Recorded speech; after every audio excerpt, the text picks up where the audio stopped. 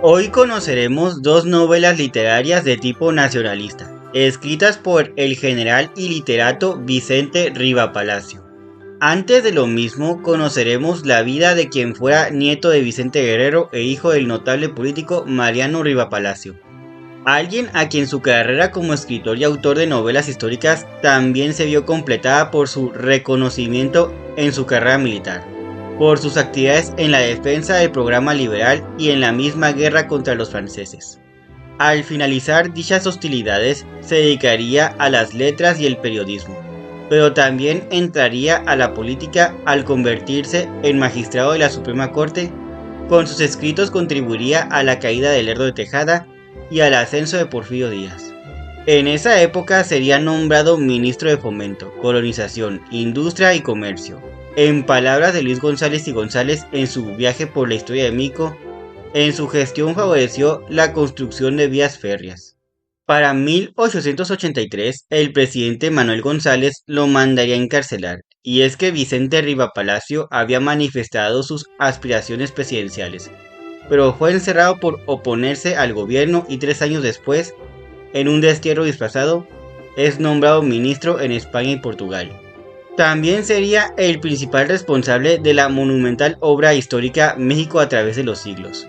Pero aquí no conoceremos ese escrito, el cual podemos catalogar como su obra magna, sino que hablaremos de Monja y Casada, Virgen y Mártir, así como su parte consiguiente, Martín Garatuza, novelas literarias que fueron adaptadas para la pantalla chica. Aquí conocerán dicha producción, quiénes estuvieron detrás de la misma, así como qué cambios sufrió al momento en su adaptación. Acompáñenme en este recorrido.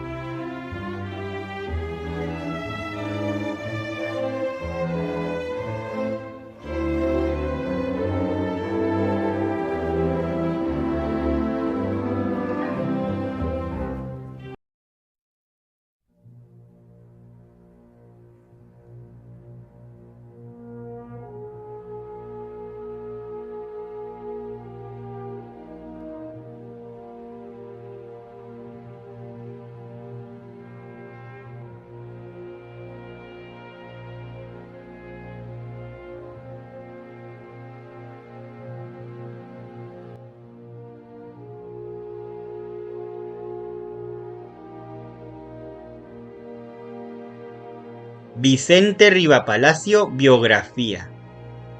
Podemos empezar la historia de este hombre con estas palabras de Ricardo Orozco en su artículo Bardo y Guerrero, Vicente Riva Palacio, 1832-1896, publicado en Relatos e Historias en México en el año 2013. Dedicó su vida a la literatura y a su apasionada defensa de la nación. Cuando la República exigió empuñar las armas, no dudó en tomar el camino de la batalla. Nació en la Ciudad de México el 16 de octubre de 1832. Fue un escritor, periodista, novelista, crítico de la política, militar y político, nieto del general insurgente Vicente Guerrero, e hijo de don Mariano Riva Palacio, para aquel año un político renombrado. En su infancia gozaría de una posición acomodada, en la cual contaría con maestros particulares. Más adelante también asistió al prestigioso Colegio de San Gregorio, lugar donde se tituló como abogado en 1854. Lo haría rodeado de personalidades que más adelante ocuparían lugares importantes dentro de la historia nacional. Ejercería como licenciado en leyes por algunos años, en los cuales aumentaría su preparación en derecho y desarrollaría sus facultades como escritor, dramaturgo y novelista. En esta época de su vida, Riva Palacio también contraía nupcias y nacería su único hijo, Federico Vicente. En estos años también desempeñaría el cargo de diputado al Congreso Constituyente de 1857. Demostraría sus dotes militares en estos años contusos para la República Mexicana, pues al estallar la Revolución de Ayutla y después de la Guerra de Reforma, tomaría las armas para defender sus ideales liberales. Alcanzaría el grado de coronel, así como también establecería importantes relaciones personales.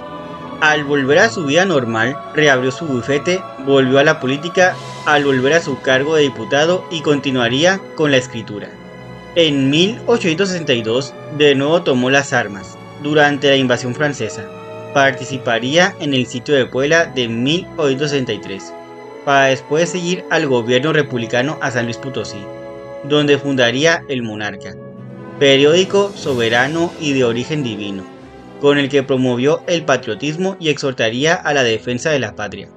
El presidente Juárez lo nombraría gobernador del estado de México, mismo que para entonces se encontraba ocupado por las tropas enemigas, por lo que estableció su cuartel en Zitácuaro, Michoacán. Desde aquí combatió al imperio de Maximiliano mediante guerrillas, hasta 1864, que don Benito le envió el ascenso a general de brigada. Con este nombramiento también se vendría el de gobernador de Michoacán. Al momento que el general José María Arteaga fue muerto en 1865 por el deseo expreso de sus tropas, Riva Palacio tomó interinamente la jefatura del ejército del centro. Aunque Juárez, quien desconocía el deseo de los generales de división, nombraría como su jefe a don Nicolás de Regules. La orden llegó al campamento después de meses. Don Vicente Dolido le entregó el liderazgo de dicho ejército, pero la pérdida de este cargo le produjo una gran depresión, misma que quiso curar al alejarse de la zona. Marcharía a la Providencia, a hacienda de don Juan Álvarez, en el estado de Guerrero. Aquí se encontraría con Ignacio Manuel Altamirano, su pariente, con quien planeó visitar la población de Tixla, de donde era oriundo el autor de Navidad de las Montañas, y también donde nació Vicente Guerrero y su hija María Dolores, madre de Riva Palacio. Las autoridades lo recibieron con las manos abiertas. Celebrarían al nieto del caudillo insurgente, con varios homenajes con los que habrían prodigado al abuelo, alojándolo en la casa en que había vivido el consumador de la independencia. Después de esto, don Vicente retornaría a su labor militar, al enterarse que sus enemigos les pusieron obstáculos para reincorporarse a ellas. Además, lo habían destituido como gobernador de Michoacán, por lo que optaría por irse a vivir al rancho Las Nonas, mientras su situación mejoraba. Aquí comenzaría a publicar El Pito Real, periódico rabiosamente liberal. En una de estas publicaciones parafrasearía la poesía Adiós, oh patria mía, de Ignacio Rodríguez Galván, con lo que surgió Adiós, mamá Carlota, poema que cantó con la tonada de los cangrejos, misma que sería muy popular en los años de Porfiriato. Sobre su periodo como gobernador de Michoacán, Luis Arturo Salmerón mencionaría en su artículo Cartografía Urbana, Eduardo Ruiz, publicado en Relatos e Historias en México, en su número 41, que en esta etapa Eduardo Ruiz desempeñaría el cargo de oficial mayor de la Secretaría de Gobernación, y también agregaría que al momento que dejó la gobernatura del estado para iniciar su célebre campaña particular, cargo en el que compartió las vicisitudes del pequeño ejército, fue partícipe de derrotas y triunfos, de persecuciones y emboscadas, pero gracias a su puesto pudo llevar registros de toda la campaña guerrillera en Michoacán y en el Estado de México. A finales de 1866 y febrero de 1867 lograría tomar la ciudad de Toluca. Continuaría con su movimiento hasta librar de los invasores franceses a casi toda esa región. Al momento que informara a sus superiores que tenía bajo control la zona, recibiría la orden de marchar a Querétaro para apoyar el sitio de esa ciudad. Un mes después de su llegada, la ciudad fue tomada y Maximiliano de Habsburgo había entregado su espada al general Mariano Escobedo, quien ordenó a Riva Palacio que marchara hacia la Ciudad de México para que apoyara al general Porfirio Díaz en el sitio que sostenía sobre la capital. Luis Arturo y Pedro Agustín Salmerón señalarían en su artículo El Imperio se desmorona, publicado en Relatos e Historias de México, en el número 26. Entonces los numerosos guerrilleros mexicanos se unieron en 4 grandes ejércitos: el del norte encabezado por Mariano Escobedo, el del centro del general Vicente Riva Palacio, el de occidente que mandaba don Ramón Corona, y el de oriente puesto a las órdenes de Porfirio Díaz. Maximiliano en Querétaro, abandonado a su suerte y sitiado por las fuerzas de Escobedo, Corona y Riva Palacio, el imperio se desmoronaba. Poco después se rindió Maximiliano, dando el triunfo definitivo a la República. Pero si volvemos a nuestro relato, la ciudad se rindió en junio. Don Vicente consideró pertinente pedir licencia, la cual le fue concedida. Pocos días después se hizo cargo de la publicación satírica La Orquesta, en la cual propondría al general Díaz como candidato a la presidencia de la República. En septiembre de 1837, con el fin de recuperar a su clientela, volvería a la Cámara.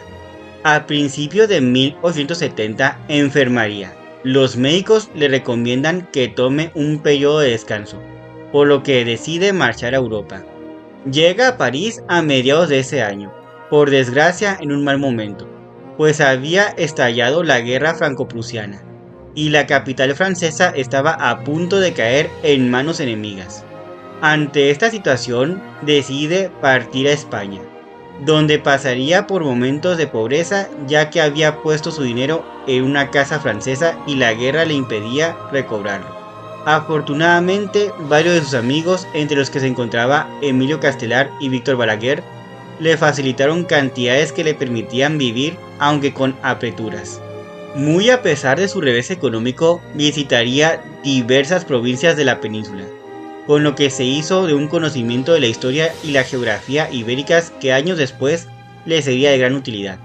Al momento que le fue posible recuperar su dinero, pagaría sus deudas y con el sobrante viajaría por algunos países, para después embarcarse a México, donde volvió a ejercer como abogado y a colaborar con distintos periódicos. En esa época sus amigos lo postularían para presidente de la Suprema Corte de Justicia, con lo que se enfrentaría al candidato oficial, José María Iglesias. En este periodo de su candidatura a ese cargo, escribiría poesía al estilo de la época romántica, aunque ahora con fines apologéticos. Por el temor de que sus enemigos descubrieran que escribía ese tipo de cosas, decide publicar sus nuevos versos bajo el seudónimo Rosa Espino. Publicaría en diversos periódicos.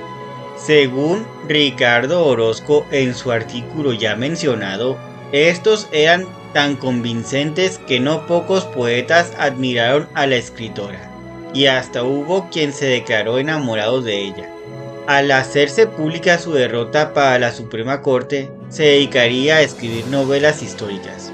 Es en este periodo de su vida que escribe las dos historias que dieron pie a esta cápsula: Martín Garatuza y Monja y Casada, Virgen y Mártir, entre otras, donde también podemos mencionar Calvario y Tabor, Las Emparedadas, La Vuelta de los Muertos y Los Piratas del Golfo.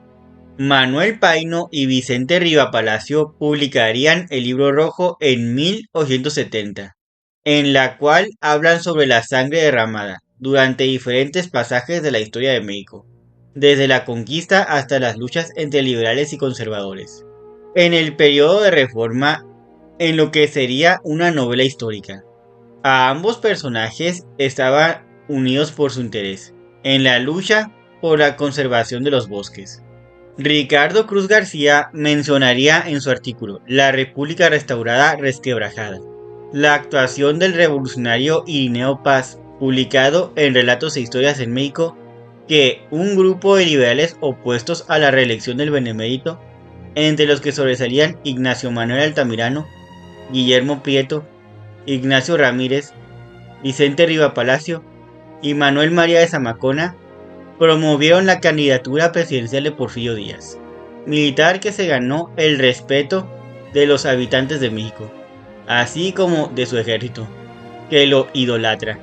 Con la muerte de Benito Juárez llegaría a la presidencia Sebastián Lerdo de Tejada, al ver que en su administración no se respondía a las expectativas de los liberales, por lo que don Vicente hizo crítica política contra su gobierno a través de las páginas de El Ahuizote. Al momento que Porfirio Díaz se levantó en armas con el plan de Tuxtepec, Rivapalacio se sumó a ellos con las armas en la mano. Ya que Díaz asumiera la presidencia a finales de 1876, pasaría a nombrar a su gabinete y le daría a Vicente Rivapalacio el Ministerio de Fomento, Colonización e Industria. Desde esta posición haría cosas tan notables al mejorar caminos, ferrocarriles, puertos, telégrafos, faros, casas de moneda, así como también ayudar en el desarrollo de la incipiente economía del país. David Alfonso Figueroa mencionaría en su artículo El Gran Canal del Valle de México, publicado en Relatos e Historias en México, en su número 46, que al momento que Porfirio Díaz nombró secretario de Fomento a Vicente Riva Palacio, este organizaría por primera vez una dirección del desagüe con Francisco de Garay al frente. Los generales Díaz y Riva Palacio se inclinaron por el proyecto original de Garay, pero modificado y enriquecido por el ingeniero Luis Espinosa, a la postre director interino de las obras de desagüe. Consuelo Cuevas Cardona mencionaría en su artículo Trabas a la ciencia las polémicas decisiones de Olegario Molina, cacique del Enequén en Yucatán y último secretario de Fomento porfiriano, publicado en el número 127 de Relatos e Historias en México, que durante su periodo fundó el Observatorio Astronómico, el Meteorológico y la Comisión Geográfica Exploradora, tres instituciones que tendrían un fuerte impacto en el desarrollo de la ciencia en el país. Levantaría el monumento a Cristóbal Colón, mismo que encontró abandonado en la capital, con lo que también dio paso a la construcción del monumento a Cuauhtémoc. Ambos se encuentran hoy en día en el Paseo de la Reforma. También decretó que a lo largo de ese paseo se erigieran estatuas de los héroes de la Reforma, de cada estado de la República, ya que esa era su propuesta original, conmemorar la independencia, así como la guerra de Reforma y el triunfo contra el imperio de Maximiliano, algo que don Vicente no lograría haber terminado, puesto que murió en 1896, y este se concluyó en 1910. Alfredo Ávila Rueda mencionaría en su artículo Los usos de la historia desde el poder, la culminación de la historia patria en el régimen de Porfirio Díaz, del Paseo de la Reforma al Centenario de la Independencia, publicado en Relatos e Historias en México en su número 134, que al mismo tiempo que coordinaba su obra magna México a través de los siglos, emprendió otro proyecto de uso político del pasado, pero en esta ocasión no por medio de la escritura de la historia, sino en el espacio público, en el Paseo de la Reforma. Riva Palacio decidió que para acompañar a Colón del Paseo de la Reforma se erigiera un monumento a Cuauhtémoc. En 1879 concibió el proyecto de realizar en la Ciudad de México una exposición universal al estilo de las celebradas en metrópolis europeas, algo que entusiasmó al presidente Díaz, por lo que arrancó el proyecto.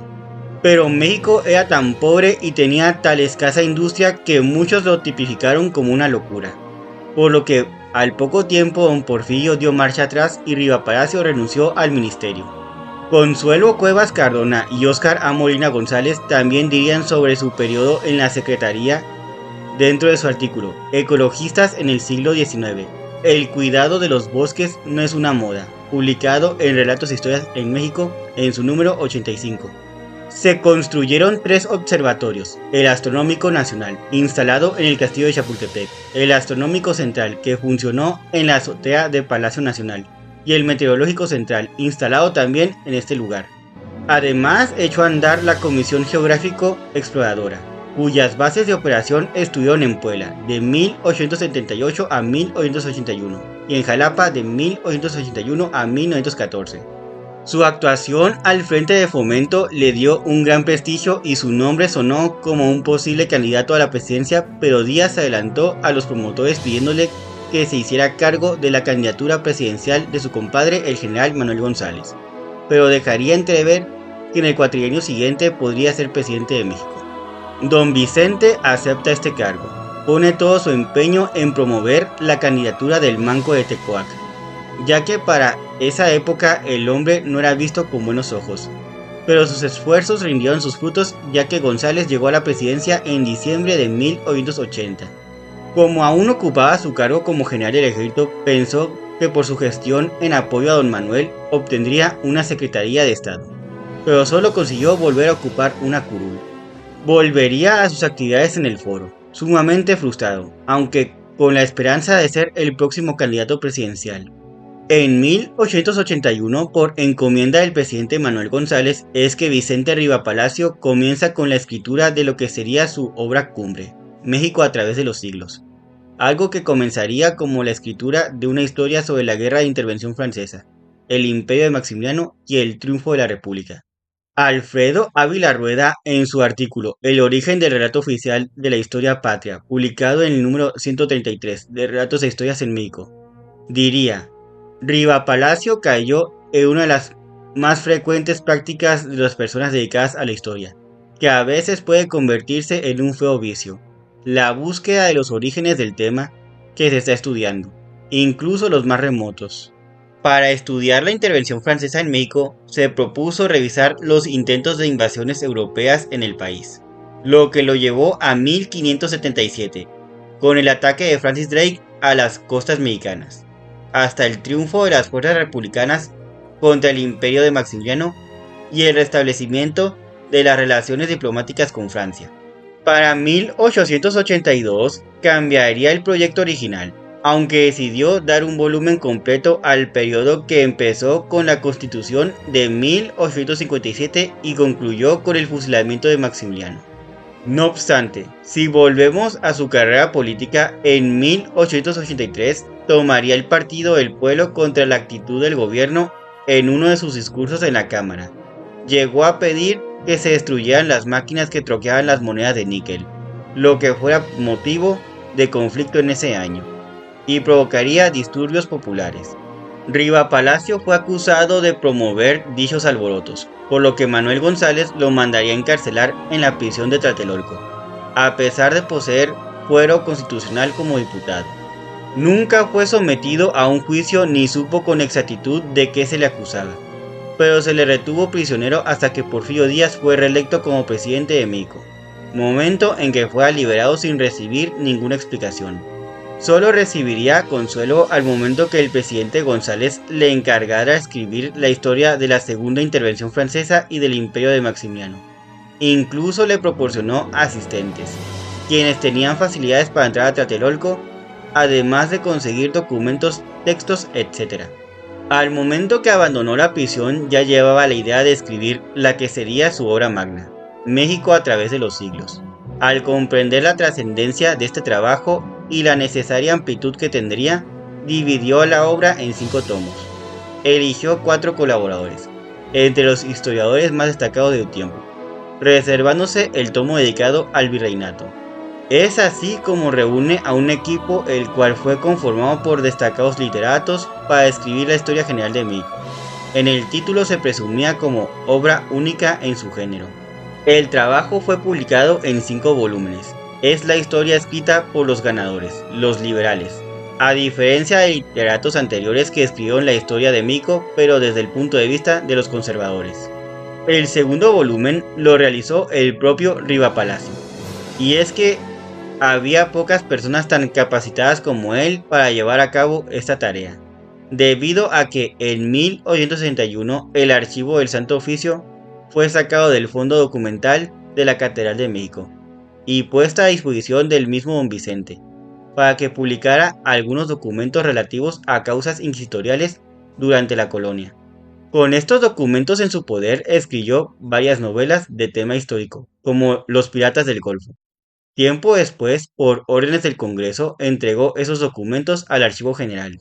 Desde la perspectiva de este autor, la historia colonial debía considerarse más propia de la historia de España que la de México, aunque no olvidó agregar que en ese periodo es que se dio el nacimiento de la población mexicana. A esta no se le llamaría mestiza. Por esta razón podemos decir que este tomo no fue escrito por una pluma de un liberal, es decir, duro contra la colonia, ya que su objetivo era ser imparcial. En cambio, los siguientes tomos serían claramente partidistas. Porfirio Díaz nunca quiso ampliar México a través de los siglos, hasta su propio gobierno. Esta obra le sirvió para dar legitimidad a su propio proyecto, por lo que se convirtió en la verdad histórica de los liberales en el poder, por lo que se promovieron las reimpresiones. Aunque fue descartada la idea de que la obra fuera completada con los gobiernos posteriores a Juárez, por lo que el presidente Díaz quiso que este trabajo fuera el resultado de la epopeya contada en los tomos que dirigió Riva Palacio. Podemos decir que en esta etapa de su vida, don Vicente dividió su tiempo entre su bufete, la creación del tomo que le correspondía y en coordinar a los demás autores las características del trabajo. En estos tiempos también editaría un folletín de 70 u 80 páginas, el cual tenía una aparición quincenal. Lo llamaría El Parnaso Mexicano. Su intención era presentar a los lectores a un literato diferente en cada número. Publicaría la biografía de 15 o 20 personajes. También publicaría un trabajo bajo el seudónimo Cero, con críticas muy agudas, aunque en tono chusco, sobre muchos escritores de su tiempo. A pesar de todas estas actividades, aún conservaba la esperanza de que en 1888 podría acceder a la silla presidencial. Pero en esta ocasión, don Porfirio se le adelantaría, al pedirle que ocupara el cargo de embajador plenipotenciario de México ante los reinos de España y Portugal. Es hasta este momento que comprendería que el presidente Díaz no lo quería como candidato a ocupar su puesto al frente del país. Noblemente se resignó y aceptó su cargo en la legación mexicana de Madrid.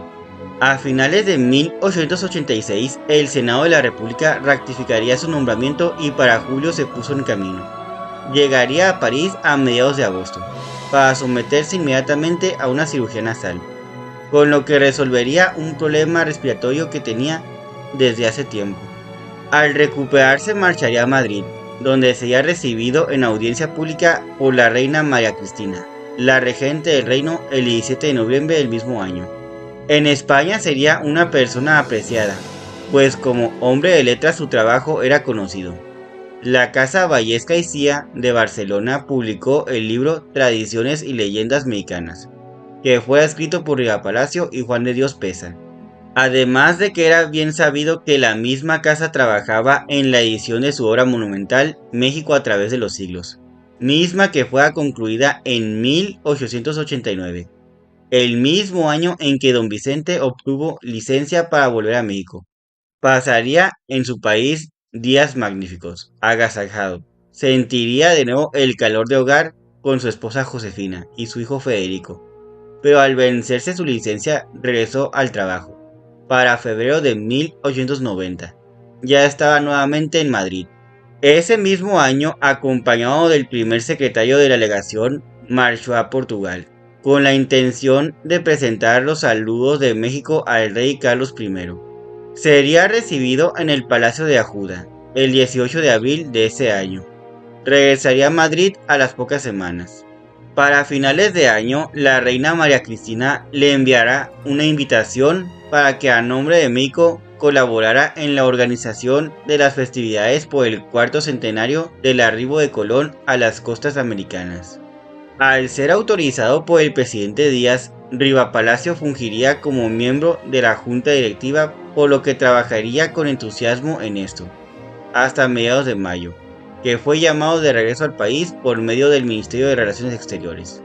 Viaja a México, pero regresa a España a tiempo para dictar una conferencia el 18 de enero de 1892, en el Ateneo de Madrid, con lo que dio inicio a las celebraciones que se prolongaron por todo el año. En 1893, don Vicente escribió algunos cuentos para la revista La Ilustración Española y Americana. También preparó el que sería su último libro, Los Cuentos del General. Para mayo participaría en la inauguración de la Exposición Universal en el Jardín del Retiro. En octubre partiría precipitadamente a México, ya que lo avisaron de la gravedad de su esposa. Esta travesía para él algo penoso y largo, puesto que la angustia por Josefina le agobiaba. Al llegar, ella ya estaba sepultada. Solo pudo visitar la tumba aún oliente a tierra húmeda, con flores blancas ya marchitas. Tomaría un descanso. Para abril de 1894 salió a México, con la intención de volver a su sede. La nave zarpó el 13 de abril, a pesar del tiempo brumoso, llegó a Cuba sin novedad. Debido a su fanatismo por el pescado al mojo de ajo que preparaban en un restaurante, bajó a comerlo. Al momento que le fue servido, lo comió con cierta precipitación debido a la inminente salida del barco. Pero al tragar un bocado, una espina se le clavó en el esófago, y ahí resistió la intrusa cuantos intentos se hicieron para extraerla, de manera que Rivapalacio volvió a bordo con la grave molestia. El médico de a bordo concluyó que mediante una cirugía misma que podía practicar ahí, se conseguiría retirar la espina. Ya sea por temor o desconfianza, Rivapalacio no aceptó y prefirió vivir los 14 días de navegación con la molestia y la dificultad para pasar alimento.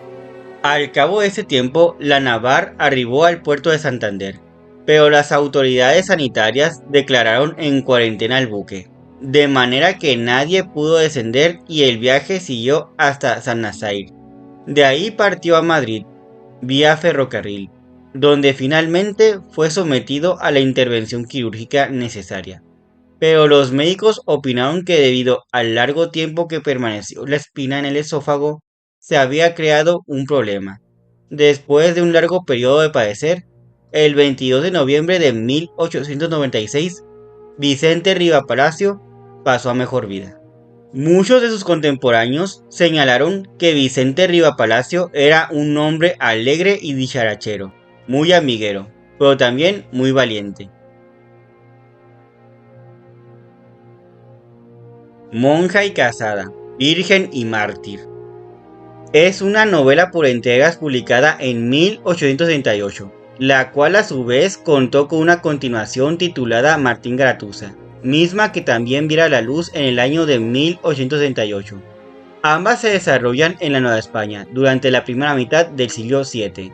Están inspiradas en información y sucesos que hacen referencia a documentos del Santo Oficio de México, de los cuales Rivapalacio tuvo en su poder unos 70 volúmenes.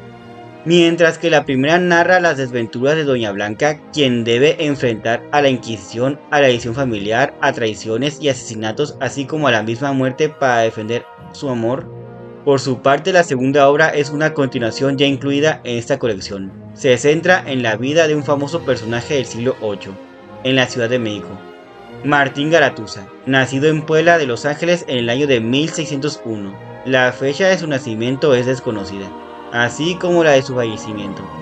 Fue bastante popular por las jugarretas que le hiciera a la Santa Inquisición, ya que, disfrazado de clérigo, cometió muchos actos pícaros, como el oficiar misas en la Catedral de México, en varias ocasiones. Recorrió gran parte de la Nueva España burlándose de la justicia y la Inquisición. Telenovela Martín Garatuza. Producida por Fernando Moret y Rocío Campo y dirigida por José Caballero para Grupo Televisa, emitida por el Canal de las Estrellas del 16 de junio al 31 de octubre de 1986. Protagonizada por Manuel Landeta y Cecilia Toussaint. Coprotagonizada por Eduardo Capetillo y Cecilia Tijerina. Además de las actuaciones estelares de Rita Guerrero y Mariana Levy. Y antagonizada por Claudio Valls, Julieta de Gurrola, Raquel Olmedo, Alonso Chanove, Zulia MacGregor, Oscar Traven y Alberto Estrella. Fue una versión libre de Luis Reyes de la Maza basada en el primer libro Monja y casada, virgen y mártir. La trama comienza en el año de 1615, al momento que la esposa de Martín Garatuza muere en un incendio provocado, donde Anselmo el leproso rescata a Román, hijo de Martín, del incendio. Al llegar, nuestro protagonista jura que algún día vengará la muerte de su esposa. Martín es amigo y aliado de Fernando de Quesada y César de Villaclara. El villano principal es Pedro de Mejía, quien es descrito como el hombre más rico y poderoso de la Nueva España. Otros villanos incluyen a su socio y cómplice Alonso de Rivera, quien muere al caer de un barranco. El mercenario Aguizote, este por su parte se suicida.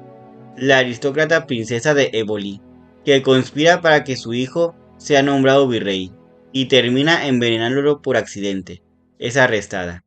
La bella Luisa, la bruja Sarmiento, que termina quemada en la hoguera, y el alquimista Carlos de Arellano, quien es arrestado por la Inquisición. Fernando y Beatriz se enamoran ante la oposición del hermano de ella, Alonso, quien desea que Beatriz se case con Pedro de Mejía. Pero finalmente el amor de Fernando y Beatriz saldría vencedor. La pareja se casa y concibe una hija de nombre Lucía.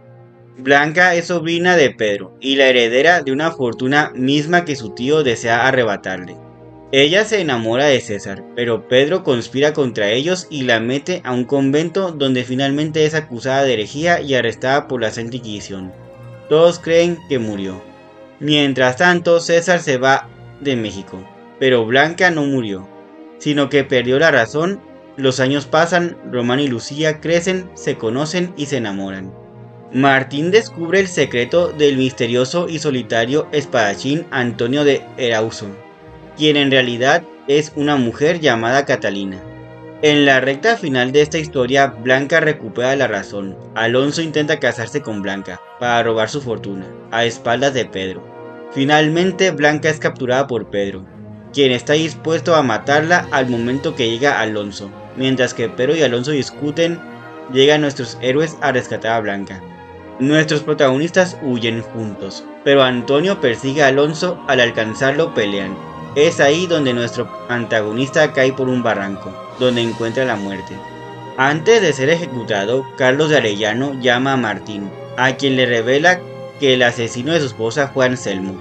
Martín confronta a este hombre, quien acepta haber entrado a robar a su casa, e iniciaría el incendio por accidente. Garatuza le perdona la vida porque durante años Anselmo le ayudó y sobre todo porque salvó a Román del incendio. Fernando, Beatriz y Lucía Quesada, acompañados por Blanca y escoltados por Martín, Román y Antonio, parten con rumbo a Querétaro. Al llegar, Román y Lucía contraen matrimonio. En el camino son víctimas de una emboscada planeada por Pedro. Un disparo mata a Antonio y el aguizote asesina a Lucía. Ambos alcanzan a despedirse de sus seres queridos, Román y Martín respectivamente. En San Juan del Río, Román conoce a César, quien lo invita a unirse a la tripulación de un barco con rumbo a Filipinas. En la conversación, Román descubre que César era el enamorado de Blanca. Es aquí donde descubre que ella sigue con vida, con lo que se da un reencuentro entre César y Blanca. La telenovela termina con Martín quien cabalga hacia el horizonte, con la esperanza de tener nuevas aventuras, mismas que lo hagan olvidar su pasado.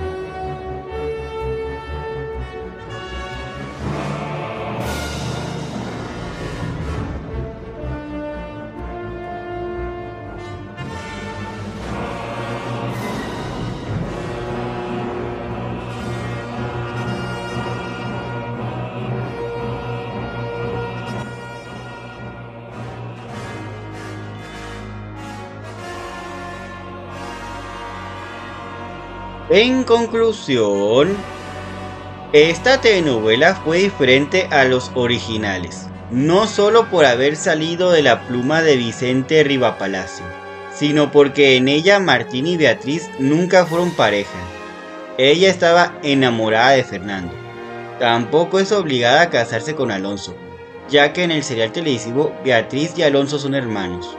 Aquí Martín tampoco sería fruto de una violación. En el primer capítulo Fernando lo describe como descendiente de uno de los conquistadores que llegó con Hernán Cortés y una princesa azteca. En la producción tampoco existe la monja alférez. Su lugar fue ocupado por una dama de sociedad y de nombre Catalina, quien abandonó su vida de lujo para convertirse en mercenaria y aventurera, bajo el nombre de Antonio.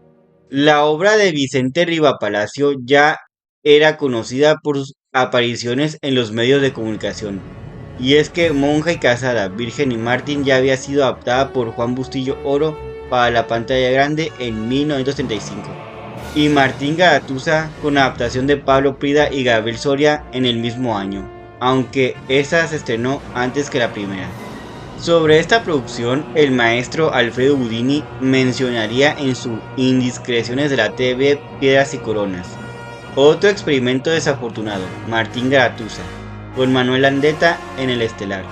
¿A quién se le ocurrió una telenovela de caballeros espadachines en la época de la colonia con rockeros psicodélicos como Cecilia Toussaint y Eduardo Capetillo? La trama de bostezo alejada del contexto telenovelero.